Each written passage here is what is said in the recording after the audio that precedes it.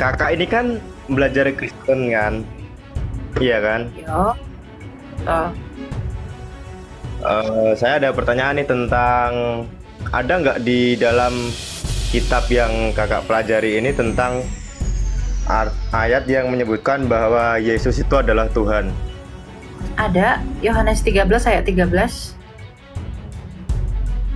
Boleh dibacakan nggak? Oke. Jadi Yesus mengakui bahwa dirinya adalah Tuhan ya.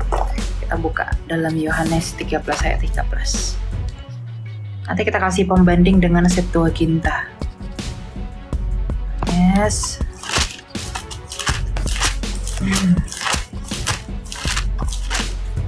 13 ayat 13.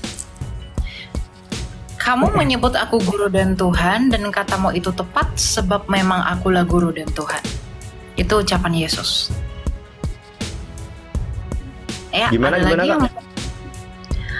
Yohanes 13 ayat 13, kamu menyebut aku guru dan Tuhan, dan katamu itu tepat sebab memang akulah guru dan Tuhan.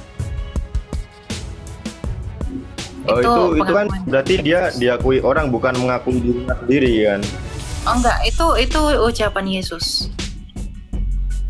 Nih, kita baca dari ayat 10 Enggak, ya. tadi kan dia bilang. Ya, tapi dia mengonfirmasi bahwa dirinya adalah Tuhan. Karena para murid memanggil dia Tuhan, maka Yesus bilang, ucapanmu itu benar bahwa memang akulah guru dan Tuhan, begitu. Jadi, apa yang disampaikan oleh para murid kepada Yesus itu dikonfirmasi oleh Yesus Kristus. Dari ayat 10 itu adalah ucapan Yesus, sampai kepada ayat 13 itu. Jadi Yesus memang mengklaim dan mengakui dirinya bahwa dia adalah Allah dan Tuhan. Begitu. Karena arti Tuhan itu adalah penguasa. Tapi dia kan enggak. Tapi kan dia enggak mengfirmankan kalau dia Tuhan, Kak. Dia cuma disebut dari muridnya. Iya, dia mengakui bahwa dia adalah Tuhan, bro. Dia mengatakan bahwa dia Yohanes 14 itu perkataan Yesus langsung, bro. Iya, itu Yesus langsung yang Tapi ngomong. yang dibacakan tadi kan dari muridnya. Itu Berarti kamu makanya baca dong, baca. Nih kita baca Iya, dari ayat kalau 12 ya. Bentar. Kita baca dari ayat 12.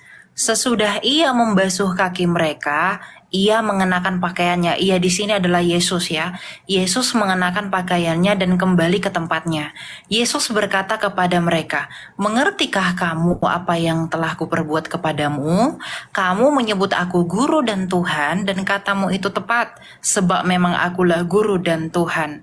Jadi jikalau aku Tuhan dan gurumu membasuh kakimu, kamu pun wajib saling membasuh kakimu.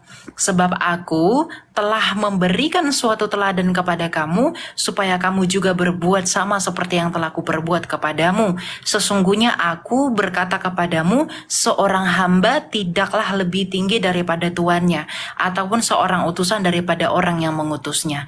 Jikalau kamu tahu semua ini, berbahagialah kamu jika kamu melakukannya. Itu ucapan Yesus sendiri. Jadi Yesus sendiri yang memang mengatakan bahwa dia adalah Tuhan. Begitu. Ada lagi yang Kak mau tanya? Itu naskah tekstual, bro. Itu nggak Ada bisa. lagi sih, Kak. Oke, silakan. Saya beri 2. Iya. Kemarin kan ada pendapat kakak yang nyuruh kita buat reformasi Al-Quran, itu maksudnya gimana ya? Ya. Ini salah kalimat. Ya, itu bukan reformasi kitab suci ya, bro. Tapi itu reformasi untuk berubah lebih baik. Itu adalah tentang ayat-ayat Injil sinoptik yang dimuat di dalam tafsir. Jadi bukan kitabnya yang saya suruh direformasi, enggak ada. Tetapi yang direformasi itu adalah agar ayat-ayat Injil sinoptik tidak dimasukkan ke sana, agar tidak terjadi perpecahan. Karena toh juga Injil yang kalian yakini dan Injil yang kami yakini itu berbeda.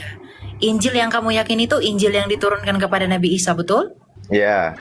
Jadi kan begini, kamu tadi mengonfirmasi bahwa Injil bahwa Injil yang kalian yakini itu adalah Injil yang diturunkan kepada Nabi Isa.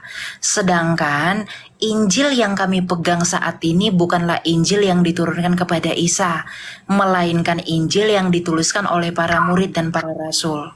Artinya, Injil dan Taurat yang kalian jadikan sebagai rujukan harusnya mengambil dari Injil yang diturunkan kepada Nabi Isa, bukan dari Injil yang dituliskan para rasul yang kami pegang saat ini. Artinya, Injil dan Taurat yang kalian maksudkan itu bukanlah Injil dan Taurat yang kami pegang saat ini. Nah, saya menyarankan kepada Kemenak itu untuk mengharapkan kepada Kemenak agar hal-hal itu tidak dimuat di sana. Agar ketika ada orang yang membaca tafsir itu, atau mungkin ada orang tertentu, orang-orang Kristen misalnya, melihat ayat-ayat kitab suci di sana, bisa-bisa mereka tersandung malah jadi ribut dan berantem gitu. Jadi saya menyampaikan narasi, menyampaikan harapan saya kepada kementerian agar ayat-ayat Injil sinoptik itu tidak dimuat di sana.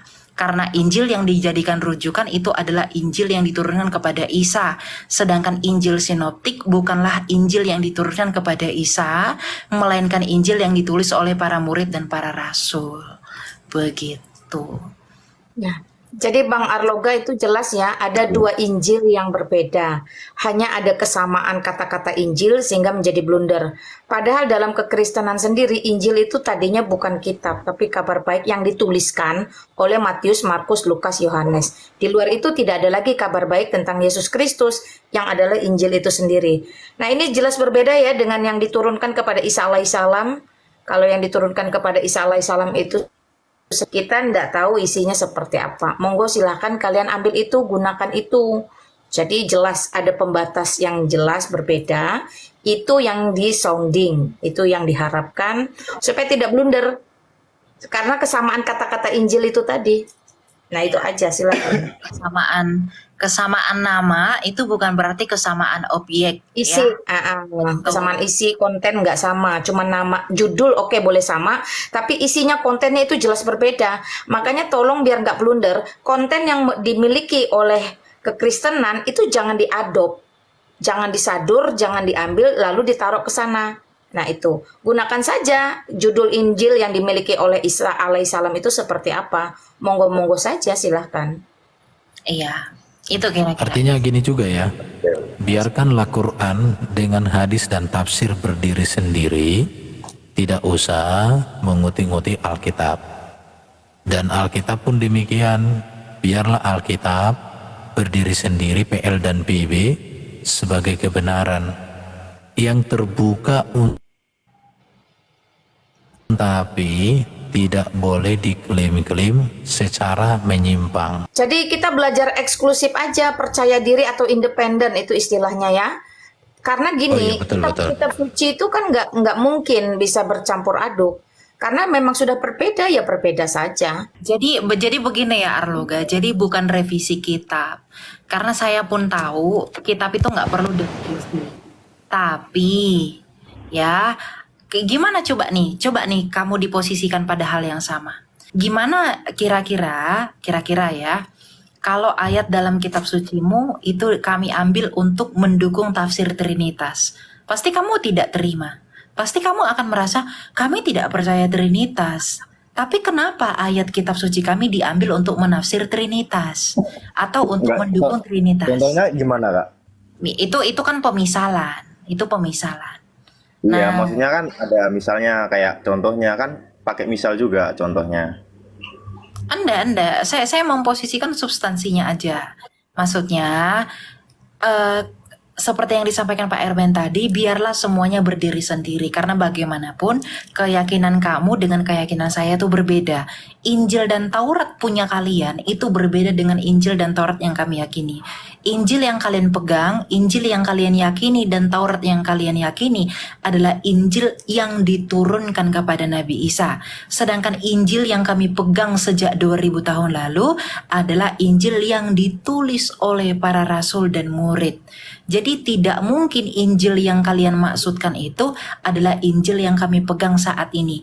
Lalu, mengapa yang terdapat di dalam tafsir itu adalah Injil yang dari kami, bukan dari Injil milik kalian.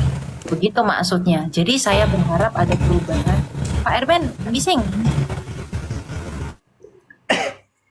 Nah, jadi saya mengharapkan adanya perubahan itu aja agar kami ayat-ayat sinoptik kami tidak dimasukkan di sana.